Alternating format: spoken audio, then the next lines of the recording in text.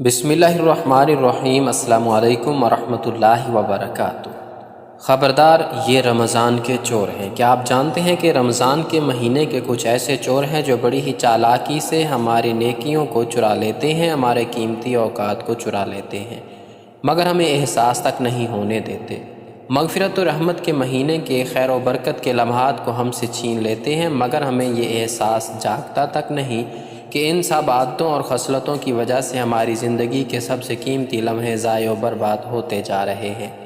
آئیے دیکھتے ہیں کہ وہ چور کون کون سے ہیں جو ہماری نیکیوں اور نیکیوں کے اوقات کو ضائع و برباد کر رہے ہیں۔ رمضان المبارک میں اس دولت کو محروم کرنے کے لیے شیطان اپنے جکڑنے جانے سے پہلے ہی بڑے بڑے ڈاکے ڈالنے کے پلان اور طریقے رائج کر جاتا ہے کہ جس سے مسلمان و مومن رمضان کے پورے مبارک مہینے میں اپنی بیش قیمت دولت لٹاتے نظر آتے ہیں۔ وہ کون سے چور ہیں جنہیں شیطان رمضان میں ہم پر نقب لگانے کے لیے ہمارے سروں پر چھوڑ کر جاتا ہے؟ اب ذرا مختصر تذکرہ ان کا کر لیتے ہیں۔ Number 1، T V.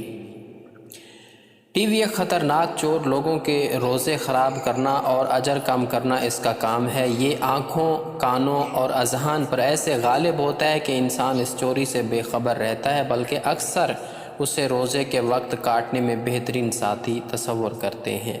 نمبر 2، بازار۔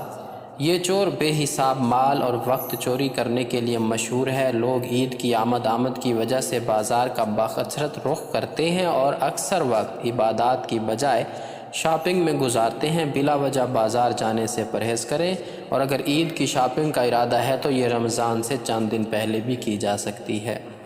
نمبر 3، فضول جاگنا۔ یہ چور قیمتی وقت چراتا ہے افطاری کے بعد اور تراویح سے فارغ ہوتے ہوتے، کیونکہ رات کا کافی حصہ بیت چکا ہوتا ہے تو انسان سحری میں باقی ماندہ چند گھنٹے جاگنے کو ترجیح دیتا ہے، مگر کم ہی خوش نصیب ہوتے ہیں جو اس جاگنے کا حق ادا کرتے ہیں، کیونکہ اکثر یہ انسان سے رات کے آخری پہر تہجد، استغفار اور توبہ چراتا ہے۔ Number 4، kitchen. یہ چور آپ کو انواع و اقسام کے کھانے بنانے میں مصروف رکھتا ہے، اور ان میں سے بعض ایک دوسرے سے مختلف نہیں ہوتے سوائے اس لمحے کے ذائقے کے جب وہ ہونٹوں سے گزرتے ہیں۔ رسول مقبول صلی اللہ علیہ وآلہ وسلم فرماتے ہیں، سیدنا ابو ہریرہ رضی اللہ تعالیٰ عنہ سے روایت ہے کہ رسول اللہ صلی اللہ علیہ وآلہ وسلم نے فرمایا کہ 3 آدمیوں کی دعائیں رد نہیں ہوتی: روزہ دار کی افطار کے وقت، عادل حاکم کی، اور مظلوم کی دعا۔ اللہ تعالیٰ مظلوم کی بد دعا کو بادلوں سے بھی اوپر اٹھاتا ہے اور اس کے لیے آسمان کے دروازے کھول دیتا ہے۔ پھر اللہ تعالیٰ فرماتے ہیں کہ میری عزت کی قسم، میں ضرور تمہاری مدد کروں گا، اگرچہ تھوڑے عرصے کے بعد کروں۔ یہ حدیث حسن ہے، اور ہماری ماؤں بہنوں کا یہ افطار والا قیمتی وقت اس چور کی نظر ہو جاتا ہے۔ نمبر 5، ٹیلی فون یا موبائل۔ بعض لوگ ایسے ہی فون یا موبائل اٹھا کر جھوٹ، چغلی، غیبت، دوسروں کے راز افشا کرنا اور مسلمانوں کی عزتوں کے ساتھ اپنی زبانوں سے کھیلنا شروع ہو جاتے ہیں۔ اس چور سے بچ کر رہیں، یہ آپ کی نیکیاں چراتا ہے اور آپ کو پتہ بھی نہیں چلنے دیتا۔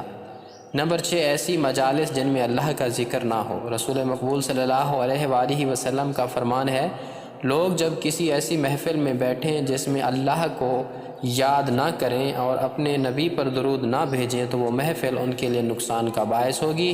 پھر اگر اللہ تعالیٰ چاہے تو انہیں عذاب دے اور اگر چاہے تو معاف کر دے۔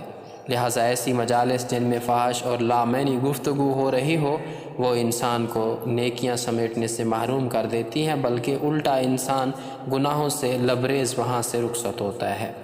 نمبر 7، عورتوں کا زیب و زینت کے ساتھ گھروں سے نکلنا۔ شرعی حدودوں کو یاد کے بغیر گھر سے نکلنا، مسجد یا بازار یا جاتے ہوئے خوشبو کا استعمال کرنا، بلا حجاب محرم گھر سے نکلنا، ان سب چیزوں سے نیکیاں ضائع ہوتی ہیں، مگر لوگ اس چوری سے اکثر بے خبر رہتے ہیں۔ بالخصوص ہمارے تعلیمی اداروں اور دفاتر میں یہ ڈاکے اکثر ڈالے جاتے ہیں۔ نمبر 8، والدین کی نافرمانی۔ یہ چور ذرا بھی رحم نہیں کرتا، بہت خطرناک ہے، دعا کی عدم قبولیت اور اللہ کے غضب کے نازل ہونے کی بڑی وجہ ہے۔ اور ایک بہت بڑا چور انٹرنیٹ۔